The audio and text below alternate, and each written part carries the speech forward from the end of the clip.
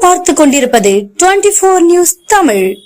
பாட்டாளி மக்கள் கட்சி நிர்வாகிகள் ஆலோசனை கூட்டம். கட்சியின் கொடியேற்றி பெயர் பலகை திறப்பு. மதுரை மாவட்டம் பாலமேடு அருகே முடுவார்பட்டி ஊராட்சியில் பாட்டாளி மக்கள் கட்சி சார்பில் நிர்வாகிகள் ஆலோசனைக் கூட்டம் நடைபெற்றது. இதற்கு அலங்காநல்லூர் ஒன்றிய செயலாளர் செந்தில்குமார் தலைமை தாங்கினார். மாநகர் மாவட்ட செயலாளர் சண்முகநாதன், தெற்கு மாவட்ட செயலாளர் ராஜா, ஒன்றிய பொருளாளர் ரேவதி ஆகியோர் முன்னிலை வகித்தனர். ஒன்றிய தலைவர் விஜயகுமார் வரவேற்று பேசினார். மாநில பொருளாளர் கவிஞர் திலகபாமா சிறப்பு அழைப்பாளராக கலந்து கொண்டு கட்சியின் கொடியேற்றி பெயர் பலகை திறந்து வைத்து பொதுமக்களுக்கு இனிப்புகள் வழங்கினார்.